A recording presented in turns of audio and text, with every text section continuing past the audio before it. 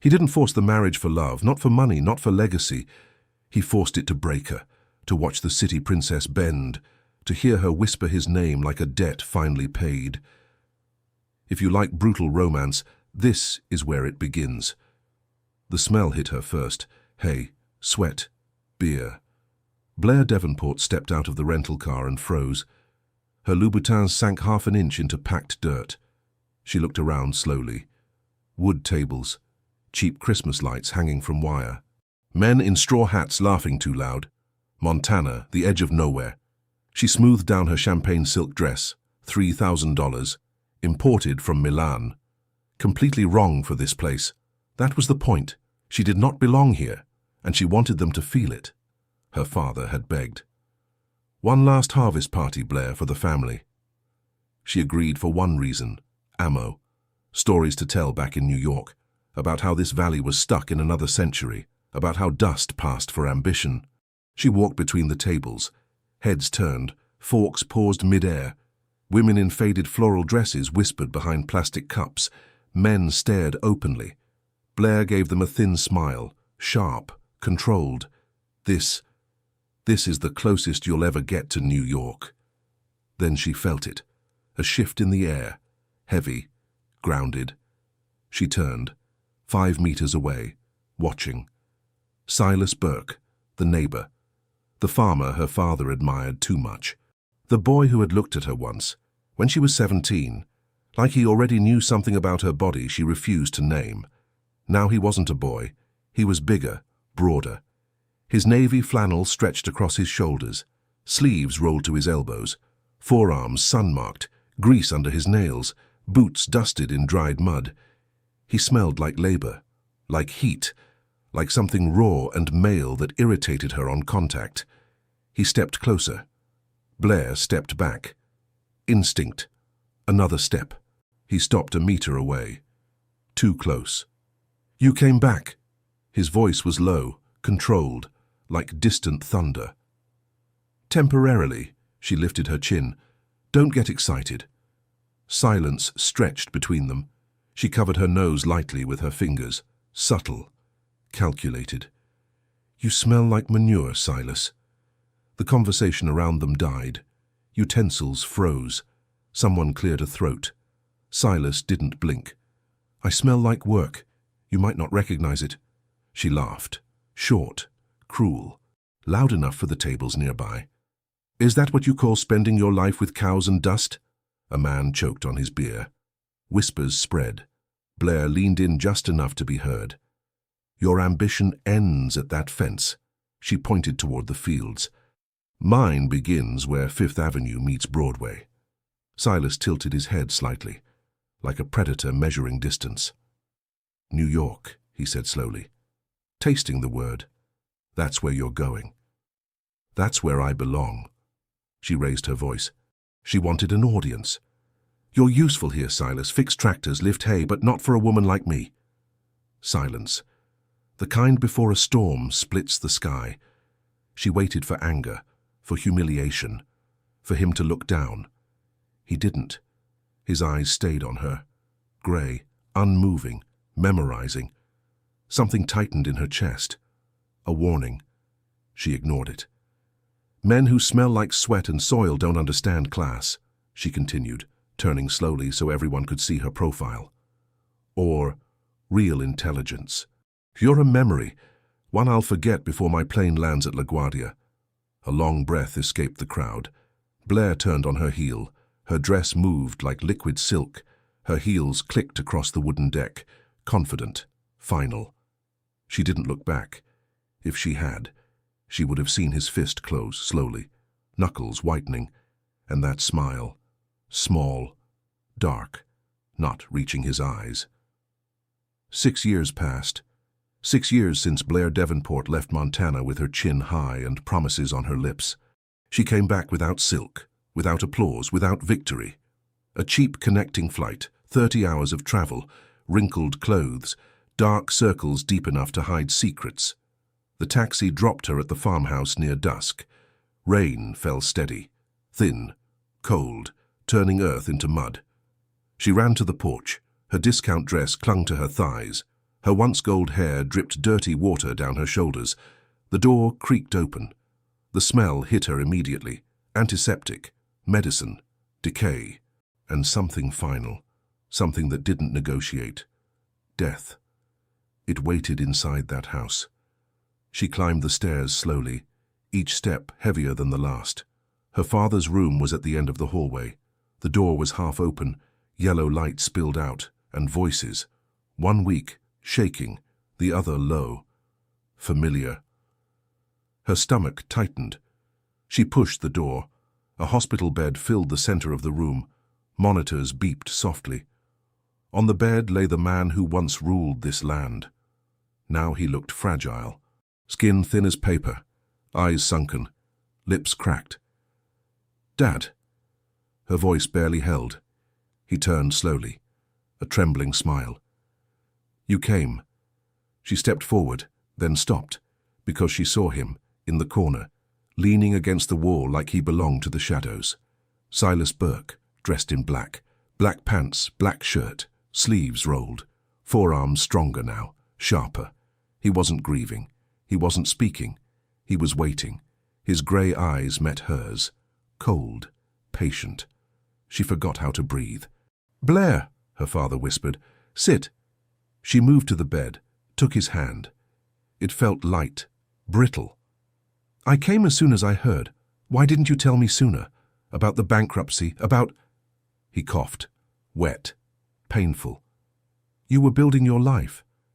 "Dad." His fingers tightened around hers with sudden strength. "I made mistakes. Contracts failed.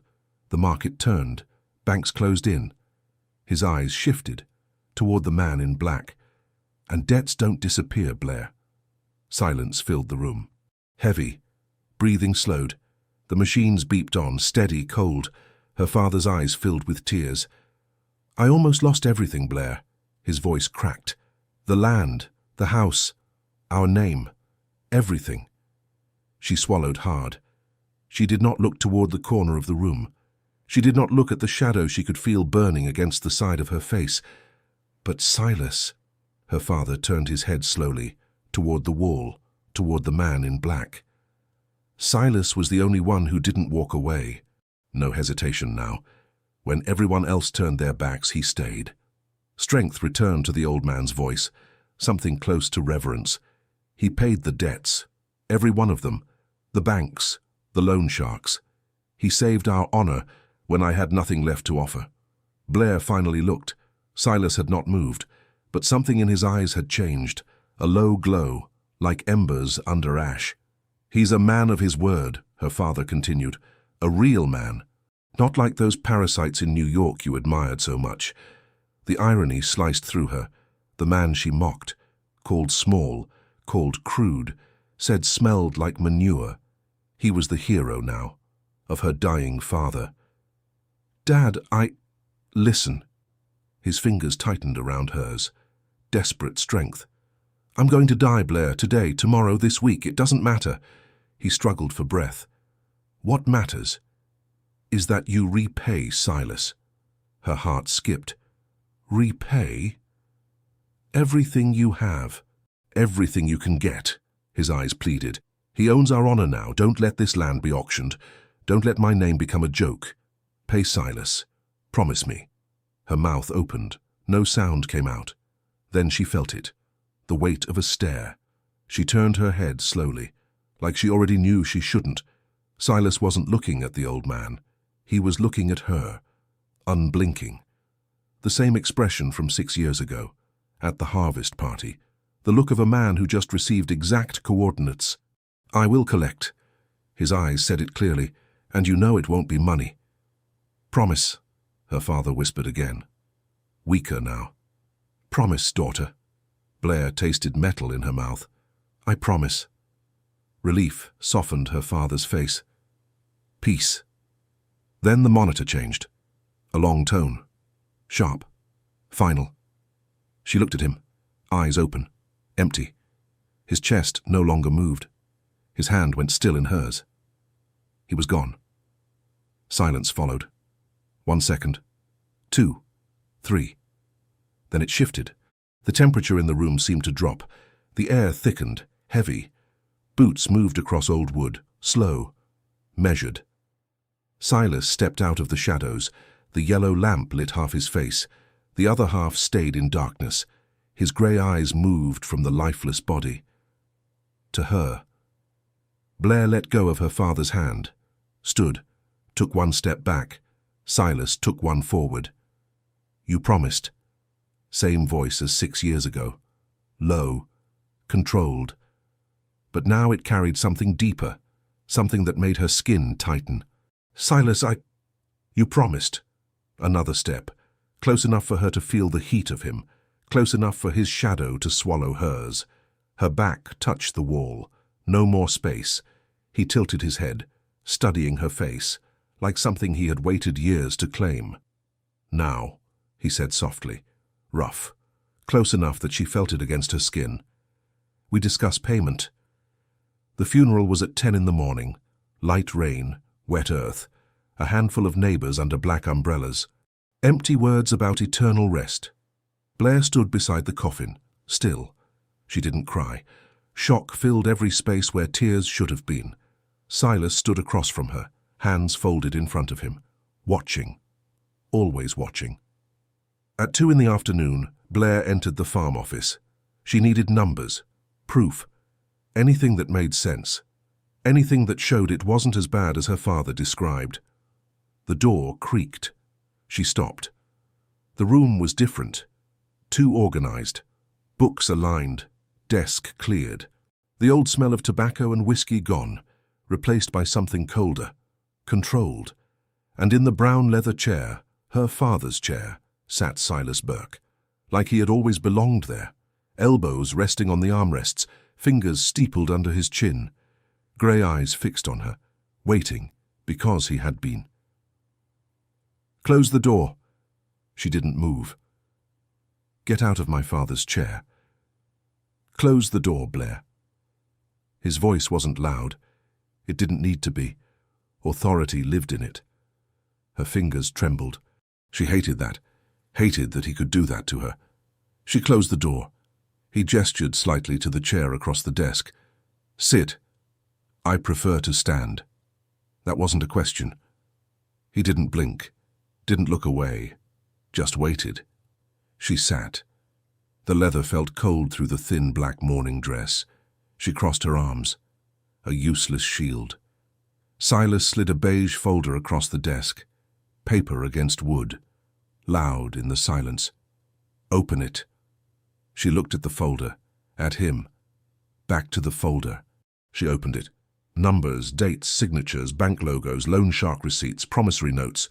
Pages and pages of debt multiplying like disease, stamped in red across every document, paid, transferred to Burke Holdings. Her throat tightened. "You..."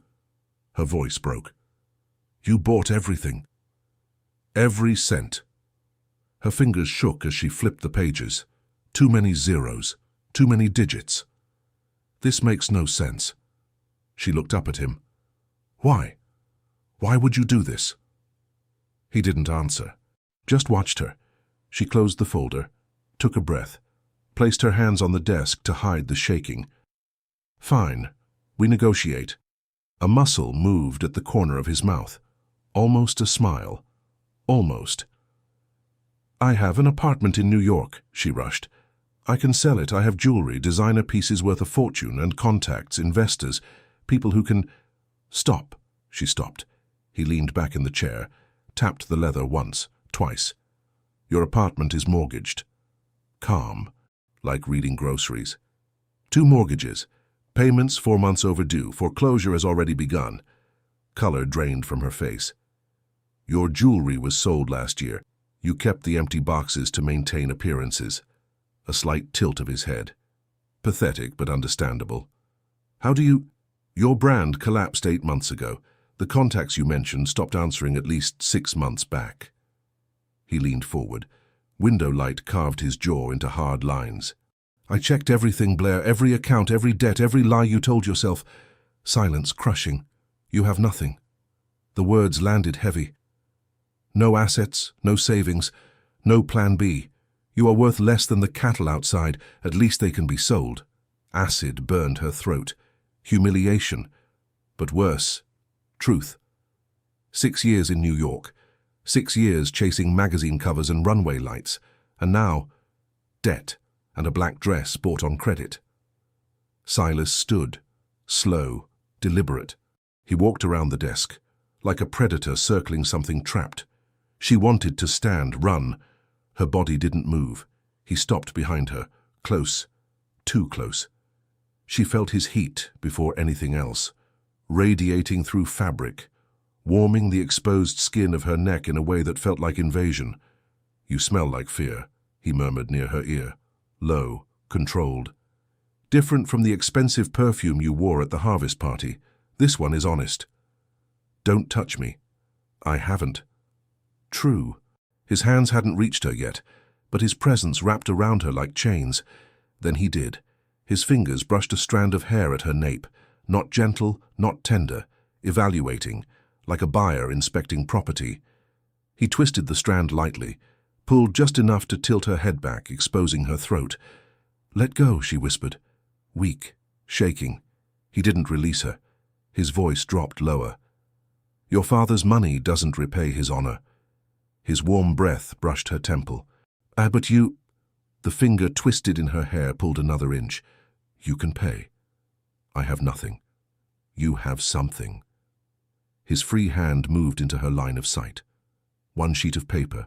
He placed it on the desk, right in front of her eyes. The number at the bottom made her stomach drop. 7 digits. Too many zeros. A debt she could not pay in 10 lifetimes.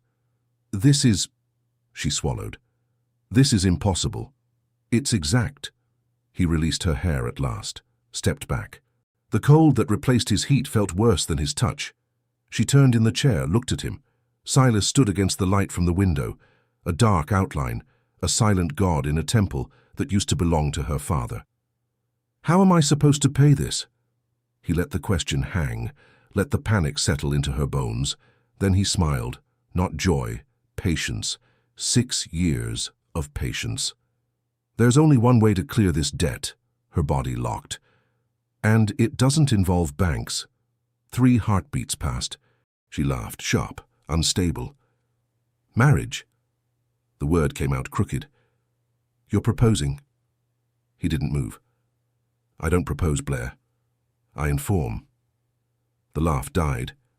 He walked back to the desk, opened the right drawer, took out a thinner black folder, set it down. "Read." She stared at it like it might bite. "I won't." "Read." Not loud. Worse than loud. Command. She stood, legs unsteady, opened the folder. 12 pages. Letterhead from a law firm in Billings. Dense legal language, clauses. Sub-clauses. At the top of the first page, prenuptial agreement between Silas James Burke, Party A, and Blair Eleanor Davenport, Party B. Her breath stalled. "This is insane. This is business." She flipped pages, properties, assets, terms of dissolution. Then she stopped. Page 7, Clause 3. She read it once, twice, a third time. Party B agrees to fulfill all marital rights established herein, including full and unrestricted physical availability to Party A, without limitation of frequency, time, or location for the duration of the marriage. The paper shook in her hands. "Full physical availability." Her voice barely worked. "That means what I think it means." Silas crossed his arms. "It means exactly what it says." "You want me to—" Her throat burned. "You're buying me. I'm settling a debt." A slight tilt of his head. "You're the one deciding the currency. I won't sleep with you." Too loud, too desperate. He watched her calmly, like an animal caught in a trap chewing its own leg. Then he laughed, dry, cold. "You won't sleep with me for love." He stepped closer. "You'll sleep with me to cover the daily interest." Interest? 12% a month. Another step. Every day you resist. Every night you lock a door. The number climbs. He stopped a meter away. "And when it climbs high enough, I liquidate the farm, piece by piece, and the Davenport name becomes a warning across Montana." The floor felt unstable beneath her. "You planned this." Realization hit hard. Since the harvest party. He didn't confirm, didn't deny, just held her gaze. I won't sign. You will. I'll leave. I'll go back to New York. You can't force me. New York? A brow lifted. With what money? A faint smile. I cancelled your cards yesterday. The two that were still active. Air left her lungs. You can't do that. Already did. She looked at the door, the window. Nothing felt real. He walked to the door, opened it. 5 minutes. He didn't look back. If it's not signed when I return, county officers arrive in the morning. Your father's name goes into the mud with his coffin. He left. The door clicked shut. The room shrank. Walls pressing in, air thinning. She stared at the contract. 12 pages. 12 pages that would make her legally bound to Silas Burke. Full physical availability. The phrase echoed in her head. She thought about running, tearing it apart, screaming. Who would come? The staff worked for him. The neighbors respected him. Her father was gone, and she had nothing, no money, no allies, no options. The clock ticked. Tick, tick, tick. She closed her eyes, breathed in. When she opened them, she stepped to the desk, picked up the pen he had left. Heavy, cold. She turned to the last page. The dotted line waited. Her hand shook. The first letter came out crooked. Blair. A tear fell, smudged the ink of her last name. Devonport. Done. She dropped the pen like it burned. Her legs gave out. She fell into the chair, silent sobs shaking her shoulders. The door opened. Silas entered. His eyes went straight to the final page, to the blurred signature. He checked each page, each initial, each clause, folded the document, slipped it into his jacket. Welcome to the family, Mrs. Burke. She didn't look at him, couldn't. He stepped beside her, blocking the light. His shadow swallowed her whole. The master bedroom is at the end of the hall, he said softly. Left side. Silence. And Blair? She lifted her eyes, red, wet, burning with helpless hatred. He leaned closer, close enough for her to feel his breath on her cheek. Don't lock the door. He straightened, walked to the exit, paused with his hand on the knob. I don't like keys.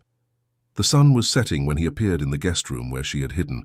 She sat on the bed, still, staring at nothing. The black morning dress clinging to her like shame. Stand. She didn't move. He crossed the room in 3 steps, took her arm, pulled her up. I said stand. His grip was firm, not violent, but absolute. She was on her feet before she chose to obey. Where are your bags? She nodded toward the corner. 2 Louis Vuitton suitcases, the last pieces of her former life. He walked over, picked one up in each hand, headed toward the door. Where are you taking those? No answer. She followed, down the stairs, through the kitchen, out the back door. The yard stretched wide behind the house. At the center stood a rusted metal barrel, dry branches and crumpled paper already inside. He dropped the suitcases, opened the first. What are you doing? He pulled out a navy silk dress, tossed it into the barrel. Silas. A white lace blouse, a tailored Chanel blazer, Italian trousers, one by one. He struck a match. Flame flared. He dropped it into the barrel. Fire caught fast. Fabric curled. Silk blackened. Logos disappeared in smoke. Blair stepped forward. Stop! He caught her wrist mid-movement, held her still. That life is over. The fire reflected in his grey eyes. You don't need those anymore. The flames climbed higher, designer labels turning to ash, her last symbols of New York dissolving in heat. She watched 6 years burn in silence. Silas released her wrist slowly. Tomorrow, he said evenly, we start over. The suitcase was empty, piece by piece. He threw her life away like it was literal trash. Stop it! Blair lunged forward. She reached for the silk, a Prada skirt, $1,200 of pure status, the last thing she owned before the world collapsed. Silas was faster, his hand clamped around her wrist. Hard, He twisted. Suddenly, Blair was pinned, her back against his chest, her arm locked behind her. She felt the heat, brutal, raw. His chest muscles were like granite against her shoulder blades. His breath stayed hot on her neck. "Let go," she hissed the words. "Listen closely." His voice was a low growl against her ear. "The Blair from New York is dead. She died the second you signed that contract." He tightened his grip, just a fraction.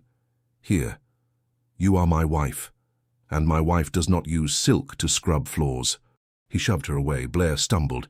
She turned just in time to see the spark. Silas struck a match. No. The match hit the barrel. The flames roared, blue, then orange, then a violent red. The Prada melted. The Chanel blazer turned to grey ash in seconds. Blair could not move.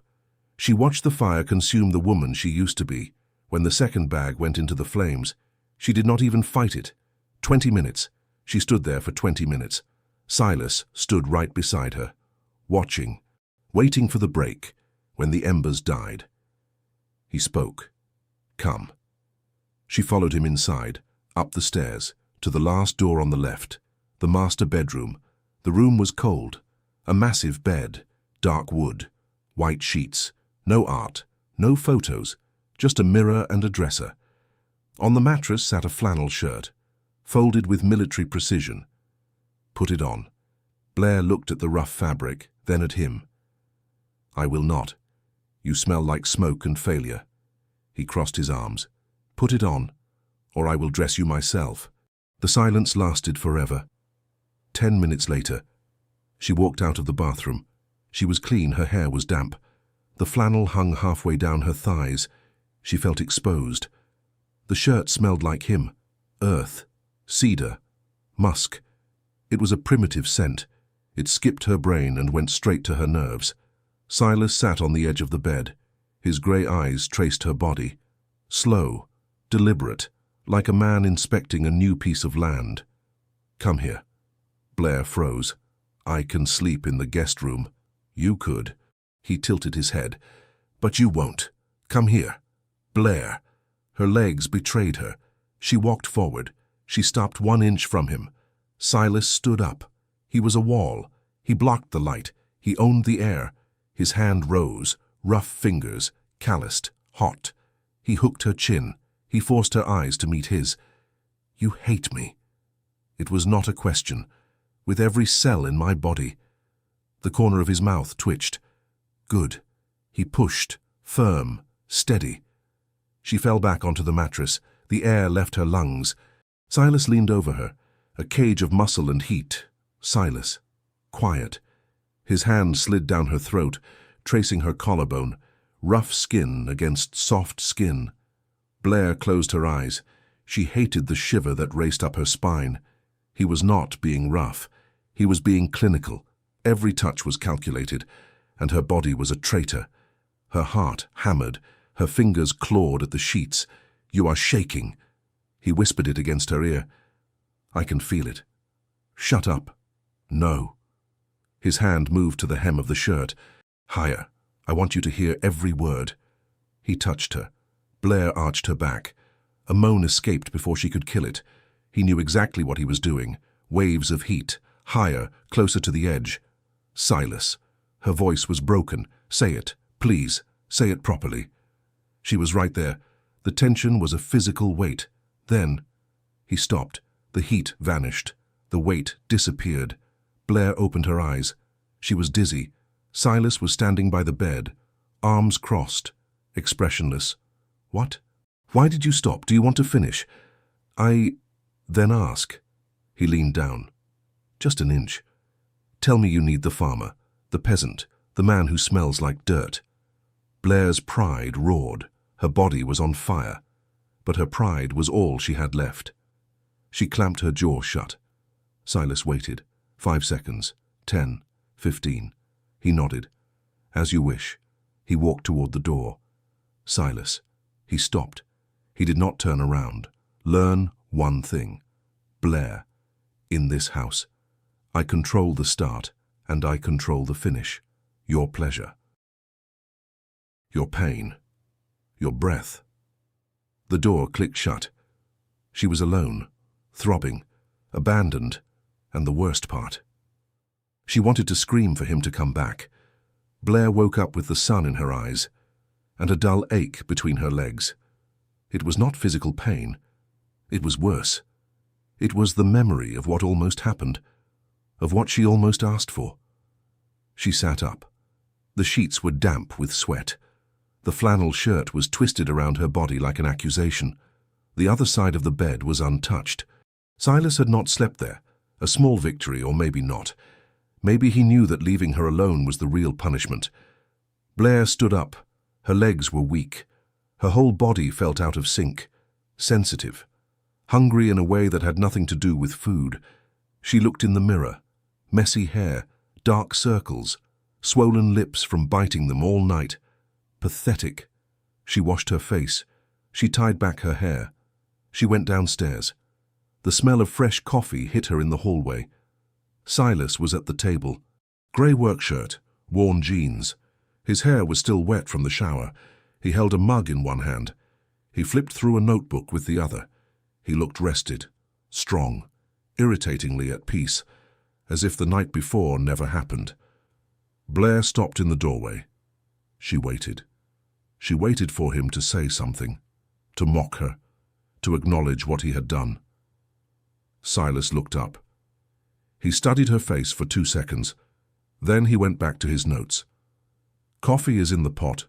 Bread is in the basket. That was it. No mention of the bed. No smirk of victory. Nothing. Blair felt her blood boil. This was worse. He had left her on the edge of begging, and now he acted like it was just another morning. She walked to the counter. She poured the coffee. Her hand shook with rage. "Do you have a problem?" Her voice was sharp. Silas turned a page. "Several. But none we need to discuss now. I am talking about last night. I know what you are talking about." Silence. Silas finally looked up. He held her gaze. "Do you want to discuss it?" "Blair." His voice was calm, almost bored. "Do you want me to describe how you looked? How you moaned my name? How you almost—" "Shut up. Then do not ask." He went back to his notebook. Blair drank the coffee in angry gulps. It burned her tongue. She did not care. She went back upstairs. She needed a plan. She needed a way out. The bag Silas had not burned was in the corner. A simple handbag, no designer labels. Inside was her phone. She grabbed it. She turned it on. No signal. She walked to the window. She held the phone high. She turned in circles like an idiot. Nothing. She ran downstairs. She went to the living room, the office. She had to find a way to call for help. I will rewrite this part. No explicit sexual detail. Psychological tension only. Same length or longer. Third person, American English. Short sentences. Natural pauses. Deep male narration tone. The guest room. Nothing. No signal. Not by the window. Not in the hallway. Not in the backyard. Not anywhere in that house. Blair found an old laptop in the office. Dust on the keyboard. Slow to boot. She waited, breathing shallow. The Wi-Fi menu opened. No networks available. 0. She shut it hard, went back to the kitchen. Silas was still at the table, now eating toast, butter melting over the edges. "What did you do?" she asked. He chewed, swallowed, wiped his thumb across the corner of his mouth. "You'll have to be more specific." "The internet. The signal. Nothing works." "Oh, that." He leaned back in the chair. "Cell tower went down Tuesday. There was no storm. There was for the tower." A small shrug. "And the internet." He paused. "I might have forgotten to pay it. Funeral, paperwork, wedding. Things slip. You're lying. Prove it." She couldn't. He knew she couldn't. "I need to talk to people," she said, her voice rising. "I need to fix things, let them know where I am. I have a life." "You had one." He stood, walked to the sink, rinsed his cup slowly, deliberate. "Now you have this farm, this house, this husband." He turned, crossed his arms. "You're offline, Blair." A beat. "Get used to it." The word settled heavy. Offline, isolated, cut off. She felt the panic creep up her throat. She forced it down, breathe in, hold, release, think. She couldn't let her mind collapse. She went back to the office, found paper, found a pencil, sat at her father's old desk, the wood still scratched from years of use. She began to draw, lines, angles, dress silhouettes, structured coats, sharp shoulders. It was automatic, the only thing that still felt like hers. Minutes passed. The house faded, the farm faded. The door opened. She didn't look up. Bootsteps crossed the floor. He stopped beside her. "What's that?" "Work." "My work." He looked down at the sketches. "Clothes no one here will ever wear." "They're designs. They're memories." His hand reached down, took the page. "Hey." She stood, tried to grab it back. He lifted it out of reach. "Give it back." "Sketches don't cook dinner," he said calmly. "And in this house," he looked at her, "everyone works." "You can't be serious." He crumpled the paper, dropped it in the trash. "The sink's full. There's a crate of vegetables in the barn. And the living room floor won't sweep itself." Her face burned. "I'm not your maid." "No. You're my wife." He stepped closer. "And wives contribute." He walked out, didn't wait for a reply. She stared at the trash can, at the crushed paper. Her choice was simple, pride or survival. 30 minutes later, she was at the sink, water up to her forearms, soap everywhere, a mountain of dishes. She didn't know the rhythm. Plates slipped, water splashed. She found an old apron in a drawer. It was already soaked. The vegetables came next, potatoes thick with dirt, crooked carrots, onions that stung her eyes. She peeled, cut, muttered under her breath when the knife slipped. Hours passed. At some point, the back door opened, heavy footsteps, floorboards creaked. He stepped into the kitchen, sweat on his collar, dirt on his sleeves, work still clinging to him. She didn't look at him, kept cutting. He leaned against the doorway, crossed his arms, watched. She felt it, the weight of his gaze. "What do you want?" she asked without turning. "Nothing." "Then why are you standing there?" Silence. She glanced over her shoulder. He wasn't laughing, just watching. A faint crease near his mouth. "You've got dirt on your face," he said. She wiped her cheek with the back of her hand, probably made it worse. The corner of his mouth moved slightly. "The New York queen peeling potatoes." He shook his head slowly. "If your fashion friends could see this. Go to hell." "Already there." A pause. "With you." He pushed off the wall, stopped at the door. "Dinner's at 7. Don't be late." He left. She stood there, knife in hand, breathing uneven. Anger, exhaustion, and something else she refused to name. She pressed the knife too hard, the potato split, rolled off the counter, hit the floor. She didn't pick it up, just stood there, waiting for night. 5 days, 5 days of dishes, floors, laundry. Blair looked at her hands. Not manicured anymore. Nails short, rough edges, dirt in the cuticles, blisters at the base of her fingers. Some burst, some hardened into calluses. Working hands. Hands that used to hold a sketch pen like it was a weapon. Now they scrubbed and carried and lifted. She was in the pantry, small, narrow, wooden shelves packed with jars and flour sacks. He had told her to grab sugar. It sat on the highest shelf. Of course it did.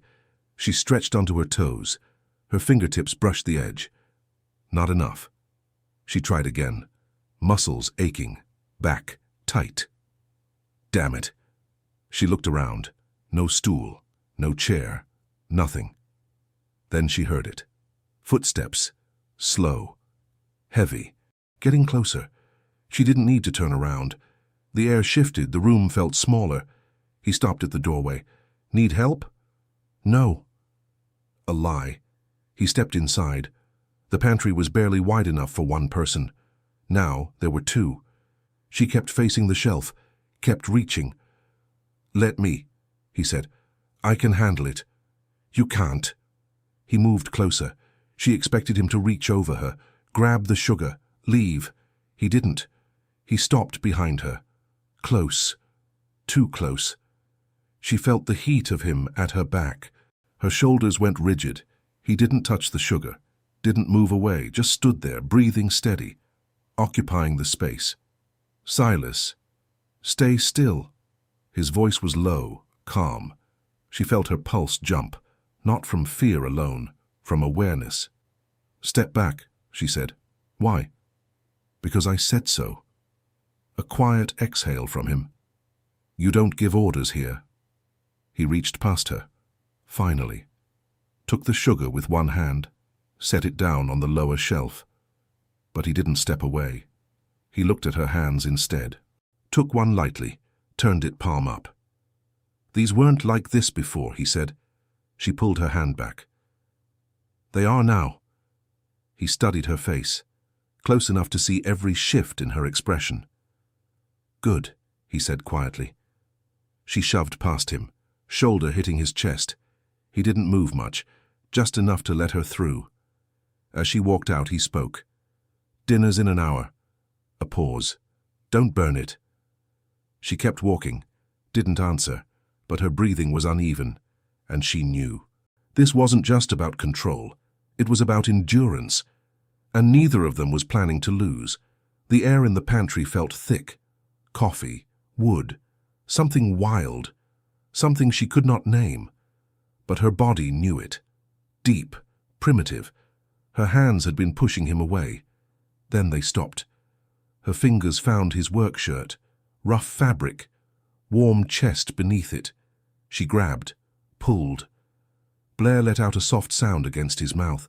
Small, unplanned, embarrassing. Silas froze. He pulled back slowly.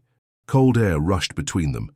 She stayed where she was, breathing hard, her fingers still curled like he was there, her lips swollen, wet, wanting. He watched her, long, too calm. Then he lifted his hand. His thumb brushed the corner of his own mouth, wiped it. Slow. See? He said. His voice was steady, controlled, like he had not just taken her apart. Your body knows who's in charge. She tried to speak. Nothing came out. Her voice was gone, along with her pride. The rest is just attitude, he added. He turned away, reached to the top shelf, grabbed the bag of sugar with one hand, set it down in front of her. There. And he walked out, whistling, low, lazy. The sound followed him down the hallway. Blair stayed in the pantry, back against the shelf, legs weak, heart pounding. His taste still on her tongue, like heat, like a brand. She touched her lips. They were still tingling. The anger came later, slow at first, then rising, hot. Anger at him, anger at herself, at the sound she made, at the way her hands had held him like she needed him. She was losing, every day, every touch, every stolen kiss.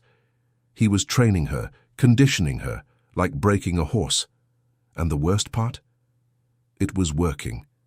She forced herself to move, picked up the sugar, walked into the kitchen, acted normal, measured, stirred, breathed. But her hands shook, and the pulse between her thighs would not settle. At 8 sharp the next morning, his truck pulled away. She watched from the kitchen window, dust rising behind him. She waited. 5 minutes. 10. Silence. He had said he was going into town, meeting a cattle supplier, back by late afternoon. Hours. She had hours. Blair went upstairs, past the master bedroom, still not hers. She still slept on the couch like a guest in her own cage. She stopped at the last door, his office, locked, always locked. The only room she was not allowed to enter. She tried the handle, locked. Of course, she thought. Where would a man like Silas hide a key? She searched the bedroom first. Drawers, closet, under the mattress, behind picture frames. Inside his boots, nothing. Downstairs, flour jars, sugar canisters, coffee tins, above the cabinets, inside the freezer, under pots, then under the sink. Toolbox. She opened it. There, taped to the bottom, Between rusted nails and screwdrivers, a key, small, cold, heavy with meaning. She held it tight, went back upstairs. The lock clicked open. Soft. The office felt different, colder, neater. A dark oak desk in the center, shelves on 2 walls, accounting books, agriculture manuals, business law volumes, an old computer in the corner, and a grey metal filing cabinet, 4 drawers. She started at the desk. Utility bills, feed invoices, cattle contracts, nothing. Shelves next. She checked behind books, inside binders, nothing. The filing cabinet, first drawer, taxes, second drawer, land records, third drawer, locked. She pulled harder. No use. A smaller lock on the side, different key. She searched again, back to the desk, opened drawers, under a notepad, a tiny key. She held her breath. The drawer opened. Louder this time. Inside. 1 folder. Red. A single word on the tab. Devonport. Her heart stopped. She pulled it out. Heavy. Too heavy. She sat in his chair. Opened the first page. A letter. 4 years old. Addressed to a state agriculture inspector. Payment confirmed. Re-evaluation requested. Report must state contamination in silos 3 and 4. Funds to be wired offshore, signed S. Burke. She turned the page. Letter to a bank executive. Interest in purchasing Thomas Devonport's debt. 40% discount. Full discretion required. No contact with the debtor. Another page. Email printout. Commodity trading firm in Chicago. Cancel all export contracts with Devonport Farms. Official reason. Supplier restructuring. No further explanation. Her stomach turned. She kept reading. Handwritten notes. March while inspector paid. Certification revoked. May's debt acquired.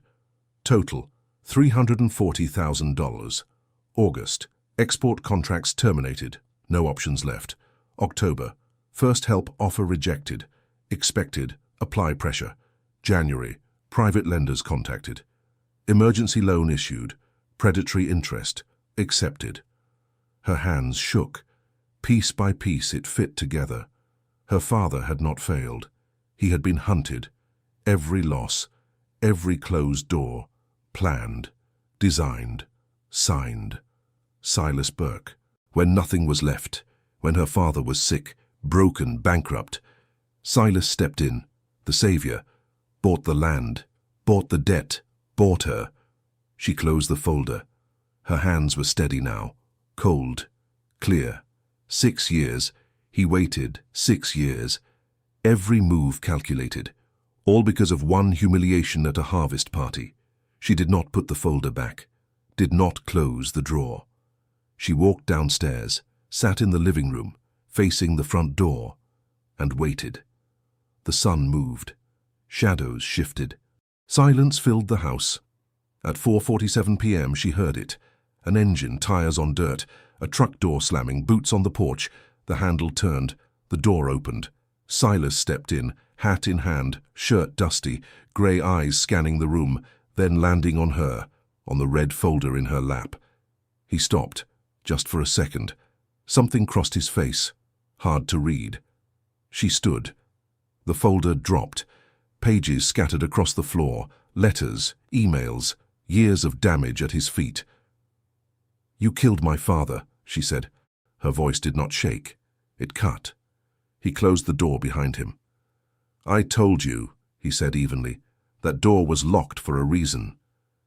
"You destroyed everything," she said. "The farm, the contracts, his health. You ruined him and then played hero." "I was the hero." He stepped closer. "I cleared the debts. I saved the land. I gave him dignity instead of public shame. You created the debts." She moved toward him. 2 steps. 3. Close enough to smell dirt and sweat. "You bribed inspectors. You cancelled contracts. You destroyed his name." She kicked the papers. "All of this was you." Silas did not deny it. He didn't defend himself, didn't argue. He just watched her. Those grey eyes. Empty, unreadable. "Why?" she asked. Her voice cracked now. For a party? For something I said when I was 22? Silas tilted his head. You called me irrelevant, he said. Low, controlled. A memory you planned to erase. He stepped closer. I decided you were wrong. She moved back. Her shoulders hit the wall. He kept coming, closer, until his shadow swallowed the light, until the heat of him reached her. Now, he said, lifting his hand, you will never forget me. His fingers brushed her cheek. That was it. Blair snapped. The first slap cracked across the room. His head turned. A red mark bloomed on his skin. He didn't move. She hit him again, harder, again and again. 6 years of humiliation in every strike. You destroyed everything, she screamed. My father, my family, my life. She shoved her fists into his chest once, twice, 3 times. Her knuckles throbbed against solid muscle. He stood there, taking it. A thin line of blood formed at his lip. He didn't wipe it. You're a monster, she shouted. Her nails dragged down his neck. Skin broke. Still he didn't react. Do something. She pushed him with both hands. Hit me back. Nothing. Just that calm stare. That infuriating control. She lifted her hand again. He caught her wrist mid-air. His grip closed. Firm. Not cruel, just final. She tried to pull free. Failed. He caught her other wrist. Now both were trapped, held above her head, pinned. He stepped in, pressed her against the wall. The wood shook. A frame fell somewhere behind them. His body covered hers, chest to chest, hip to hip, heat everywhere. Go ahead, he said, his voice rough now. Hit me, scratch me, call me whatever you want. She tried to knee him. He blocked her easily. But you're still mine. I'm not yours. Yes, you are. His eyes dropped to her mouth. Since that party, since you walked away like I didn't exist, I hate you. I know. I want you dead. I know that too. Their breathing tangled, fast, unstable. Her heart pounded so loud she could hear it. Let me go, she whispered. No. Silas. He kissed her. Not gentle, not careful. It was impact. Teeth, breath, collision. She turned her head. He followed. One hand left her wrists, moved to the back of her neck, holding her there. She bit his lip. He groaned, didn't stop. The taste of blood mixed between them, sharp, metallic. Something inside her cracked, not surrender, not forgiveness, something darker. She kissed him back, just as hard, just as angry. He released her wrists. Her hands didn't run. They grabbed him, fingers in his hair, pulling. He made a low sound in his throat. His hands slid to her waist, lifted her. Her legs wrapped around him on instinct. She hated that instinct. Hated how fast it came. He carried her down the hall, boots heavy on wood.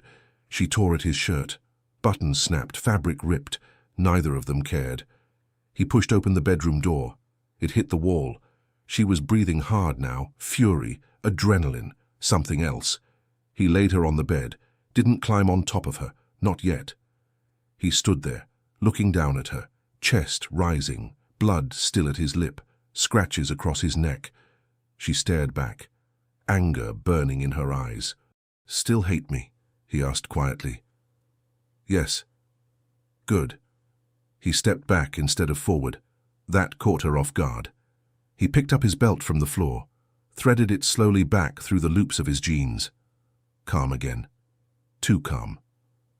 You confuse hate with control, he said. You think this is about wanting you. He shook his head once. It's about ownership. Her jaw tightened. You don't own me. He looked at her like she had missed the point. I already proved I can take everything around you. A pause. Now I'm proving I can take you apart without even touching you. Silence filled the room. Heavy. Her breathing was still uneven, her body still reacting, and she hated that most of all. He walked to the door, stopped there. If you come to my bed, he said without turning around, it will be because you chose to. Another pause. And when you do, don't pretend you were forced. The door closed behind him. Blair stayed on the bed, heart racing, skin burning, anger alive and sharp.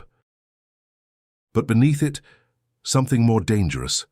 Not weakness, not submission, awareness. He was playing a long game, always had been. And now she understood something clearly. This was not just about revenge, not just about humiliation.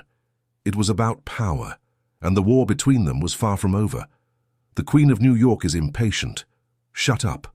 No. He bit her earlobe. You are going to hear every word. His hand moved down. He found her knee. He pushed. He forced her legs apart with an authority that broke her.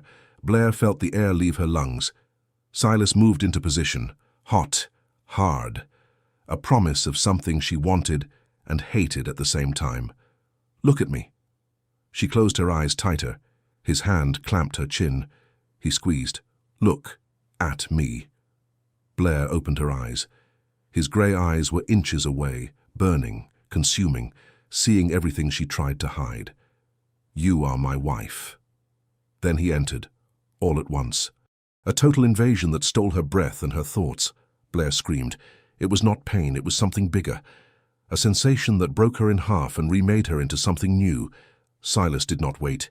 He began to move, deep, slow. Every thrust was calculated.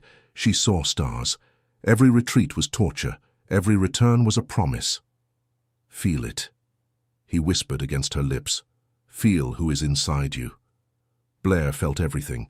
His weight, his heat, the scent of sweat and earth and man. The sound of their bodies colliding. Her hands found his back. Her nails dug into his skin. She scratched. She marked him. Silas groaned. He moved faster. The bed groaned. The headboard hit the wall. The rhythm became brutal, primitive, desperate. The pressure built. The spiral tightened. The edge was coming. She was so close. Then Silas stopped. His hips went still. The movement died. He stayed deep inside her. But he did not move. Blair let out a sound that was not human. No. The word was strangled. Do not stop. Look at me. She looked. Her eyes were blurred with tears of frustration. Silas was smiling. A predator's smile. Ask for it. No. He moved once, deep. She arched her spine and bit her lip until it bled. Then he stopped again. Ask for it. Blair. His voice was a growl. Tell me you lost. Tell me you are mine. I hate you. I know. Another deep thrust. She was right there. Pulsing. Impossible to reach. But you are still going to ask. Tears fell down her face. Not from pain, from surrender. She could not take it anymore. The pride she wore as armor was in pieces on the floor. She needed this. Please. The word was broken, pathetic. Silas tilted his head. Please what? Please. Silas. Her nails sank into his shoulders. Do not stop. I need it. Need what? You. The confession tore through her throat like glass. I need you. And you are. One last resistance flickered. Then it died. Yours. The word was a whisper, a prayer, a curse. I am yours. Silas's smile changed. It almost looked like tenderness. Finally. He moved. This time he did not stop. He was implacable. Deep. He pushed her over the abyss. He broke every link to the woman she used to be. Blair clung to him, her only anchor in a sea of fire. Come. He breathed against her mouth. Come for me. And she did. The climax hit her like a dam breaking, brutal waves that shattered her. She screamed his name, a sound that held everything she could not say. Tears ran free now, mixed with sweat. Silas followed seconds later. His body locked, his muscles tightened. A guttural sound escaped him as he poured himself into her. His weight fell over her, hot, heavy, strangely comforting. Blair lay there, trembling, crying, her body still pulsing from the waves. She had lost. The war she fought since she stepped onto this farm, the battle for control, for dignity, everything was gone, and as Silas's breath calmed against her neck, as his heat anchored her to reality, Blair realized something worse. She did not want to win. Blair woke up alone. The sun cut through the curtains, gold stripes across the white sheets. The pillow next to her still held his mark. The scent of earth and cedar was everywhere. She stretched. Her body ached. Muscles she never knew existed protested every move. There were marks on her hips, purple and red fingerprints. She saw them when she lifted the flannel shirt. His shirt. She wore it by choice this time. Blair sat on the edge of the bed, bare feet on the cold floor. She looked around the room, their room. She expected to feel shame, regret, anger. Nothing came. What she felt was different, a low hum under her skin. She felt awake for the first time in weeks. A mug of coffee was on the nightstand, still steaming. He had left it only minutes ago. She drank it slowly. The liquid was bitter. She looked out the window at the fields. The farm did not look like a prison anymore. It looked like something else, something she could not name yet. The day passed differently. Blair peeled potatoes. She swept the floor. She hung laundry on the line. Tasks that used to humiliate her now felt like tasks. The workers watched her from a distance. They whispered when she passed. She ignored them. At 11 in the morning, she was in the garden pulling weeds. She heard the truck. Silas was back. The door slammed. Steps on the gravel. Blair kept working. She did not look up. Silas stood behind her. His shadow covered her. The heat from his body warmed her back. His hand found the back of her neck. Hot, heavy, possessive. How is the morning? Productive. His fingers squeezed slightly. A territorial gesture. Blair felt the familiar shiver. She did not fight it. Tom wants to talk about the east fence, Silas said. He is waiting on the porch. Tom was the foreman, 60 years old, hands like shovels. He did not like Blair. He thought she was an intruder. Blair stood up. She wiped the dirt from her hands. I will handle it. Silas studied her. His grey eyes searched her face. He found what he was looking for. Good. He stepped back. He let her pass.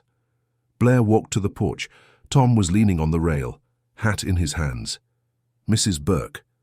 The title sounded forced. The east fence needs repairs. The posts are rotting. I wanted to know if... Replace all of them. Blair cut him off. Tom blinked. All of them? If some are rotting, the others will not last. Replace them all at once. It is more efficient.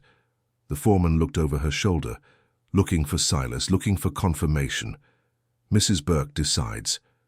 Silas's voice came from behind her. Calm. Final. Tom swallowed hard. Yes, sir. I will take care of it.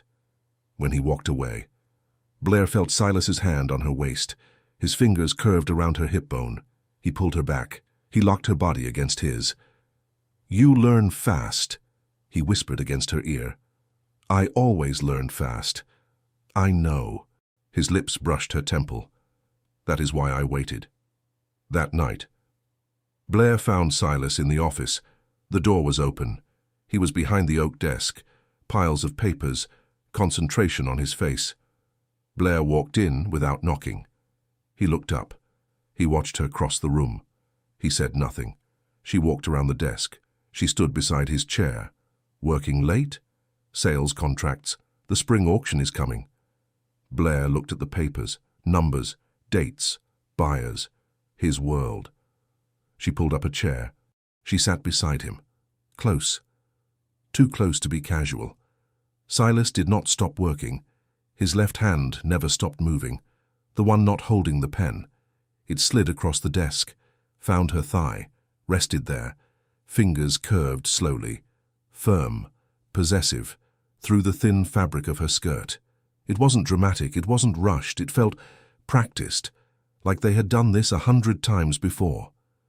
Blair stayed still, watched him review contracts, listened to the scratch of ink on paper, felt the heat of his palm spreading through her skin. I should hate this. The thought echoed. I should be planning an escape, calling lawyers, calling the police, calling anyone. But this is the only thing that feels real. His fingers moved slightly higher, just an inch. A subtle squeeze. The phone rang. He answered with his free hand. His other hand didn't move. Burke. Pause. Yes. Longer pause. I understand. How long? He wrote something down. Good. Finish it. He hung up. Blair waited. He set the pen aside, turned his chair toward her. His hand finally left her thigh. The absence of warmth felt sharp, almost disappointing. It was the attorney, he said. About? Your mortgage. New York. Her stomach tightened. What about it? It's paid. In full. The bank confirmed this morning. The apartment is yours again. The air left her lungs. The apartment. Her old life. Her exit. You. She couldn't finish. He tilted his head, studying her. You can go into town tomorrow, he said. The truck will be ready. There's cash in the hallway drawer. You can go alone. Alone, the word lingered. And if I don't come back, she asked. He didn't answer right away. His grey eyes held hers. Then he smiled. Not predatory. Something else. If you don't come back, he said quietly, I'll come get you. Not a threat. A certainty. Her heart sped up. Not fear. Something deeper. She stood, walked toward the door, paused. What time is breakfast? He raised an eyebrow. 6:30. I'll need the truck at 8. She left the office, leaving the question hanging. Even she didn't know the answer. The truck roared down the dirt road, windows open, Montana wind cutting through her hair, cold, clean, pine in the air. The property fence appeared ahead, the boundary, the line between Burke land and the rest of the world. She slowed. The gate was open. Beyond it, the main highway stretched out, smooth asphalt, road signs, civilization. She stopped, turned off the engine. Silence, just wind, and her heartbeat. 3 hours to Billings Airport, 5-hour flight to LaGuardia, 30-minute cab ride to her Manhattan apartment, the 12th floor, white walls, minimal furniture, glass buildings that never slept, cold, empty, alone. The image dissolved. Another one replaced it. Dark wood bedroom, white sheets that smelled like him, his voice saying her name, low, intent. She opened her eyes, looked at the open gate. Freedom. Something she had begged for weeks ago. Then she looked in the rearview mirror. Montana mountains rising into blue sky, vast, unmoving.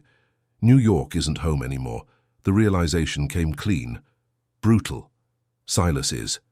She started the engine, turned the wheel, drove back inside the property, not toward the house, toward the east field, where the fence posts were being replaced. She found him working, sleeves rolled up, jeans worn, boots covered in mud, sweat on his arms, pulling a rotten post from the ground with his own hands. Real. Physical. Unfiltered. She stopped 20 yards away, got out. The ranch hands noticed. 5 men. Watching. Curious. She wasn't wearing heels. She wore work boots, jeans, flannel, hair tied back. She crossed the uneven ground without hesitation. Silas saw her, dropped the tool, straightened slowly. His grey eyes followed every step. There was something there. Relief. He had expected her back. But part of him wasn't certain. Now he was. She stopped in front of him, close. Close enough to feel his body heat. You're late, he said, calm voice, controlled. Traffic, she replied. The corner of his mouth lifted. There's no traffic in Montana. I know. Silence. Wind between them. She lifted her hand, touched his jaw. Rough stubble, dirt on his cheek. She wiped it away with her thumb. An intimate gesture. Public. The men exchanged looks. Tom scratched his head. Blair. Don't, she said. And she kissed him. Not soft, not hesitant, not polite. She grabbed his shirt, pulled him to her, claimed him the way he had once claimed her world. He froze for half a second, then responded. His hands found her waist, lifted her slightly. The kiss deepened, too intense for an audience. The ranch hands suddenly found work to do elsewhere. When she pulled back, her breathing uneven, her hands still pressed to his chest, she felt his heartbeat racing. "You broke me," she said, not accusing, stating. He didn't deny it. "I know. You destroyed my family's power, manipulated my life, hunted me. I know. You're a monster, Silas Burke. I know." She smiled, different now, stronger. "But I own the pieces," she said. "And you." His head tilted slightly. "Do you?" "Yes." She stepped back, smoothed her flannel like it was silk. "The fence needs to be done before dinner," she said. "I'm making stew." She turned, walked toward the truck, didn't look back. "Blair." She stopped, still facing away. "Welcome home," he said. There was something new in his tone, almost reverence. She smiled at the horizon. He broke me, so he could rebuild me his way. She climbed into the truck, started the engine, and the truth, she would rather be shattered beside him than untouched without him. In the rearview mirror, he still stood in the field, watching, always watching. Predator, or maybe the prey who chose the hunter. She laughed softly to herself, the sound carried into the Montana wind. She was home. If this story pulled you in, subscribe to the channel. Tell me in the comments, would you have gone back? She had all of New York waiting, but she chose the mud, the sweat, the monster, because sometimes the truth is simple, better broken with him than whole without him.